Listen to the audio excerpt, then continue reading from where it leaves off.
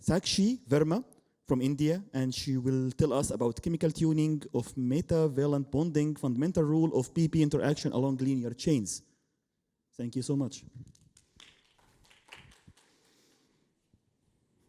Thank you, sir, for the kind introduction. The title of my talk is Chemical Tuning of Metavalent Bonding, Fundamental Rule of PP Interactions Along Linear Ionic Chains. So from our high school textbooks, we are aware about various bonding types based on electrons shared and electrons transferred. First, we have ionic bonding, then we have metallic and covalent bonding, and resonant and van der Waals bondings too. But there is this family of materials that does not obey any of the primary bonding types. These solids are metavalently bonded solids. They are interesting because some of them, like tin telluride, are topologically non-trivial, and they are excellent thermoelectric materials. So there are 5 descriptors of metavalent bonding, out of which 3 are bulk specific. So we have first, as electronic conductivity, it has to be high like metals. Then we have Grunatian parameter, which marks the anharmonicity of the system. And that means that thermal conductivity has to be low. And then we have optical dielectric tensor. So it basically means that bonds will give rise to large dipole moments under electric field.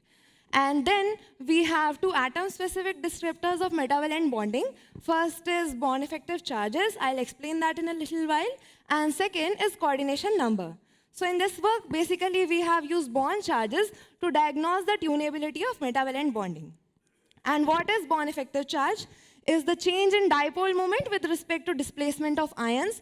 It's interesting because if you consider an ionically bonded SRT solid, the bond charge and nominal charges are same. Like in SRT, the nominal charge for strontium and tellurium is ±2 respectively, and that is the bond effective charge as well. Now let's consider metavalently bonded PBT. And nominal charge again is ±2, but the bond effective charge is ±5.77, which is highly anomalous. So what happens in PBT is, initially in this 2D view, you can see dipole moment will be 0, but once the lead atom is displaced by displacement small u, the dipole moment becomes this. And bond effective charges actually measure the coupling between polar phonons and IR field. So this work is divided into 2 parts. In first part, we have explored PBT SRT superlattices, and it has n atomic planes of PBT and m atomic planes of SRT. So it's interesting because PBT is metavalent semiconductor and SRT is ionic insulator. This direction, as you can see, so in this direction, the PBT linkage is continuous, and this is in-plane direction. The direction along which PBT linkage is interrupted by the presence of strontium is the out-of-plane direction. Okay? Now, in the second part of the work, we have done planar substitution. In place of lead, we have strontium, and this will give rise to various chains. The chain that contains the strontium atom is chain 0. Its first nearest neighbor chain is chain 1, second nearest neighbor chain is chain 2, and third nearest neighbor chain is chain 3.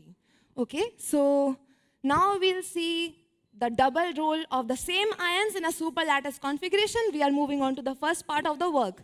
Okay, so what we'll see is in the in-plane direction, we are exploring the bond charges as a function of atomic plane index, and the cyan and magenta dashed lines mark the bond effective charges of lead telluride and strontium telluride in the bulk forms. And these symbols denote the bond effective charges of ions in the superlattice configuration. And as you can see, the ions in superlattice configuration overlap with their bulk counterparts, right? Now, let's see the out-of-plane direction, what happens there. And oh my God, there is a reversal of bond effective charges that we can see here. Right? So based on which direction we are choosing to analyze, the atoms are behaving differently. Now, this anomaly in bond charges is remarkable, right? Let's compare metavalently bonded superlattices with ionic superlattices, and for that, we have PBT-SRT versus CDO-MgO.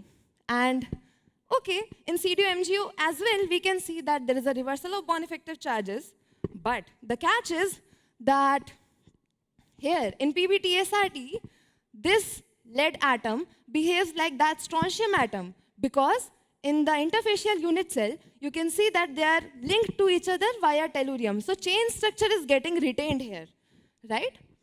But here, in CDO-MgO superlattice, it's not the case. There is a continuous evolution of bond effective charges. So something must be happening differently.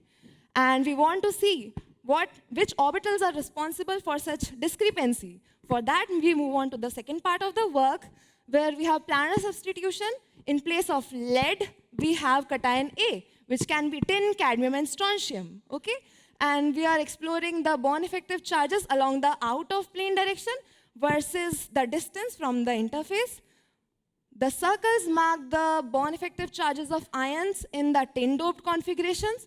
Triangles and squares respectively denote the cadmium and strontium-doped configuration. So you can see that the tin-doped configuration retains a nearly constant bond effective charge profile, almost behaving similar to bulk PBT, which is marked by the violet line here, right?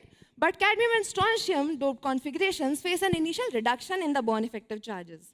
And this is because strontium and cadmium both do not have valence p orbitals. Now, having understood which orbitals are responsible, let's delve into this further.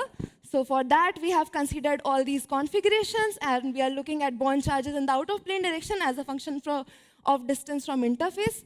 And what we find is that chain 0 behaves inherently differently from all the chains, and all the chains converge at a value much below the bulk value after 3 unit cells. So it emphasizes the multicentric nature of the bonding. And now look at this region.